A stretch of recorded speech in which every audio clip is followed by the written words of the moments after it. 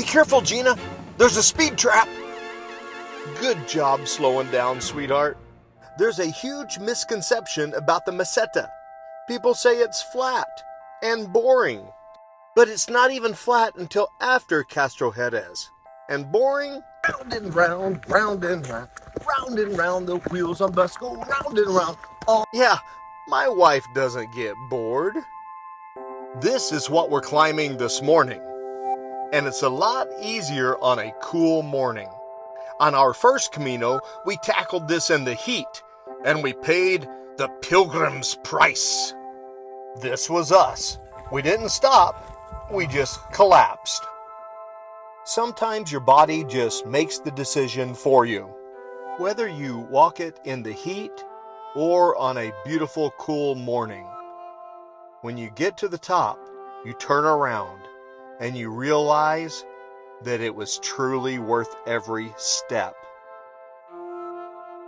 At the top, we found these signs. They say 18% grade for 350 meters. So basically, that hill that we just climbed, it was simply a random obstacle on the Meseta, just to prove that the entire thing is not flat. So they say that the Meseta begins at Burgos, from Burgos to Leon.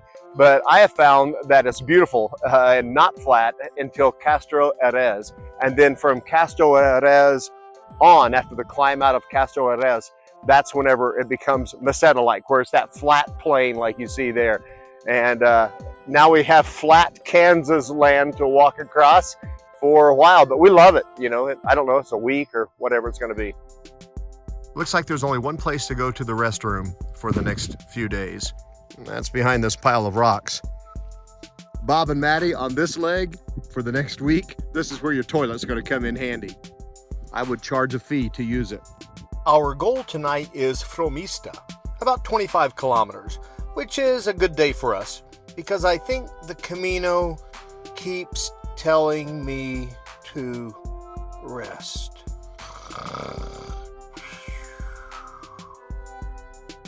About 10 kilometers from Castrojeriz, you come across something that feels completely out of place. It's Nicholas Albergue.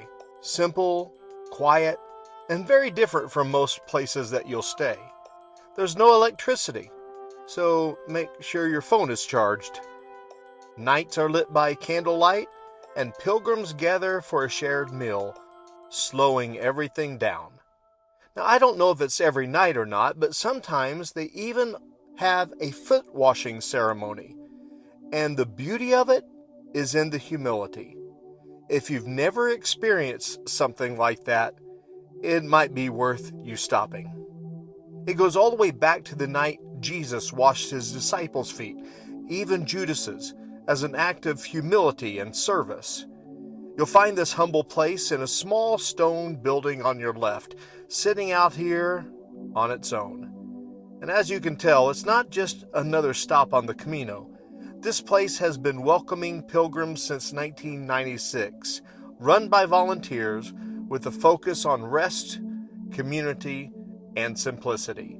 Now, it's not for everyone, but if you're looking for something different, something more reflective, this might be one of the most meaningful stops on the Camino for you.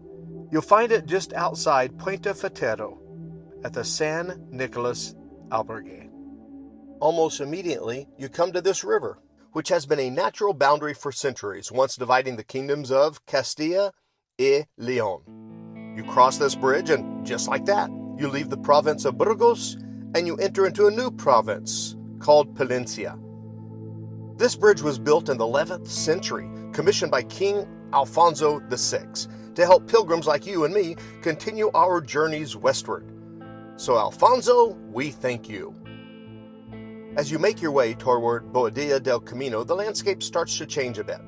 The fields are dotted with these unusual structures. They're called dovecotes. Basically, they're large birdhouses. They serve three practical purposes. The doves would eat insects that damage the crops, and their droppings would fertilize the fields. And, well, also, doves were sometimes part of the menu. Inside, they're lined with rows of small niches where the doves could build their nest. And early or late in the day, you'll see them swirling over the fields in huge flocks.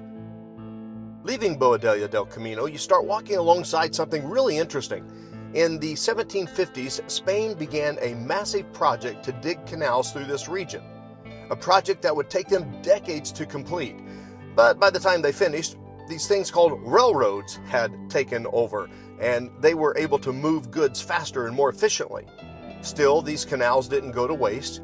They've continued to provide water for irrigation and even power, helping bring life back to this region. So this valve is turned and will open up the irrigation to pour down that aqueduct and irrigate the fields. And for the last couple centuries, Frómista has thrived again as an agricultural center. I should have brought my fishing pole. And this is where we sleep tonight. I don't think so. Out here, stone is pretty scarce, so you're not going to find too many grand medieval structures.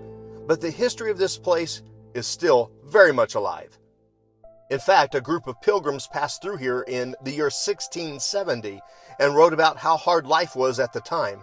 They said a famine had hit the region and swarms of locusts had destroyed everything. They described the town as being desolate, and at night people would go out with clubs trying to kill the locusts that had fallen to the ground due to the cold. It was that bad. But we found food here with Bob and Maddie. Afterwards, we explored the town a bit.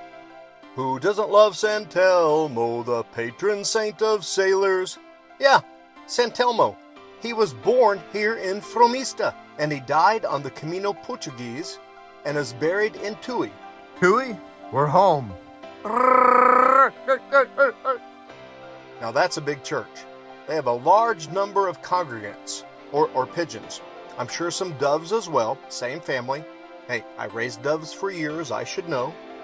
And just to the north of this church, there used to be a pilgrim cemetery at an orchard called Huerto de los Romeros. So it might be where this grocery store is now, or maybe even the parking lot, really. But it's tied to pilgrims going to Rome, not to Santiago. Frómista was once one of the breadbaskets of the Roman Empire. At first, I thought this might be a pilgrim scene. I mean, he's got a staff, so it seems legit. But then you look a little closer, and these two guys over here, what is happening there? One's got his hand on the other guy's neck, and he looks like he's about to get his face pulled off. I thought maybe they're wrestling. No shirts on? I'm gonna go with wrestling. But then you turn around and my goodness, things escalate quick. There are hands everywhere. I'm not even sure whose hands belong to who anymore. They're definitely covering places that are beyond PG-13. Whose hand's coming out of that skirt? So weird. And over here? Yeah, that's definitely an embrace. So maybe not a pilgrim scene. Or maybe it's a Camino group that I've never met. Apparently they're having a good time. That was right by the Fromista sign, so if you have any idea what those little, like there's right there and right there, what those are all about, well, let me know in the comments. Fun stuff. I also have no idea what this is. Okay, I could use Google Lens to figure it out, but where's the fun in that? I'd rather hear from you in the comments down below. So go ahead and take a guess. Who knows, there might be a prize involved. I doubt it. Fromista, you're here. Rome, Roma, Santo Toribio, Santiago, or Jerusalem. I wanted to go further in this video, but like the Camino, sometimes you don't get as far as you plan. So give me a big hand for getting this far anyway, because I've got to pause here. We're traveling for a few weeks and it's a little harder to edit on the road. In the meantime, if you enjoyed any part at all of this video, please leave us a comment, give it a thumbs up, and subscribe. And next time, we should finally make it to the Singing Nuns. Until then, buen camino, my friends. I'd like you to turn in your Bibles. Oh, you can't turn this one because it's stone.